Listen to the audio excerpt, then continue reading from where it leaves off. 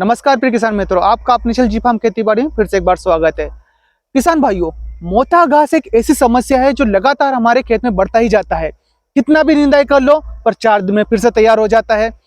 उसी की समस्या के निदान के लिए मैं आपके पास एक शानदार टेक्निकल लेके आया हूं, जिससे मोथा घास पूर्ण रूप से 100% मैं कहूंगा एक तरह से खत्म हो जाएगा। क्योंकि हमारे कुछ किसान भाइयों ने गत 2 से 3 वर्ष में उस दवाई का रिजल्ट लेके देखा है और उनके खेत में 2 वर्ष से तो मोथा घास हो ही नहीं रहा है, वह भी है तो बहुत कम मात्रा में।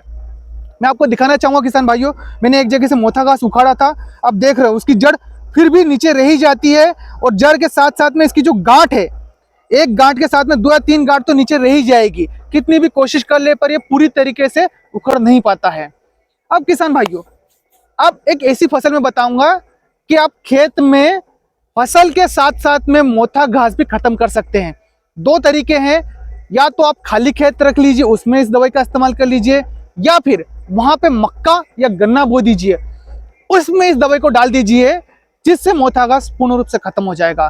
तो किसान भाई, उस दवाई का नाम है सेम्प्रा, धानुका कंपनी की आती है। वैसे तो इसमें जो मैं टेक्निकल बताने जा रहा हूं आपको, हेलोसल्फ्यूरिन मिथाइल 75 WP के नाम से आता है। ये अलग अलग कंपनियों का मिल जाएगा, पर मैं आपको धानुका का बताऊंगा। इसका रिजल्ट बहुत अच्छा देखने को मिला है। इसके साथ में हमें इस्तेमाल करना है एट्राजिन 50 WP। अब मैं दोनों का डोज बताऊंगा आपको।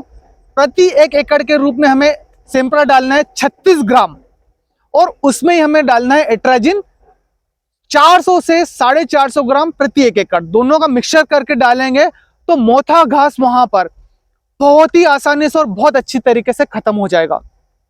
और दूसरी जो आपका खरपतवार है वो भी इसमें खत्म हो गया होगा, पर इसमें मोथा घास का बहुत अच्छा रिजल्ट आपको देखने को मिलेगा कि यह बहुत ही और 80 से 90% तक तो खत्म हो ही जाएगा। अच्छा किसान भाई, मैंने आपको फसल का तो बता दिया है।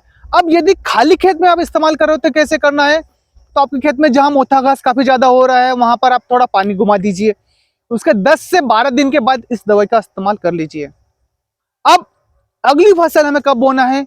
इस दवाई के इस्तेमाल करने के बाद तो कम से कम 1.5 माह तो हमें रुकना ही रुकना है। उसके पहले यदि कोई सी फसल करोगे आप तो वहां पे फसल होगी नहीं। और एक बात का विशेष ध्यान रखिए कि आप सेम्प्रा का इस्तेमाल कर रहे हैं तो सिर्फ गन्ने और मक्का की खेती में करें, अन्य फसल में हमें नहीं करना है, नहीं तो वो फसल भी खराब हो जाएगी। अब किसान भाई, हमारे द्वारा दी गई जानकारी आपको कैसी लगी कमेंट कर जरूर बताएं। वीडियो अच्छा लगे तो और किसान में तो साझा करना ना भूले। धन्यवाद।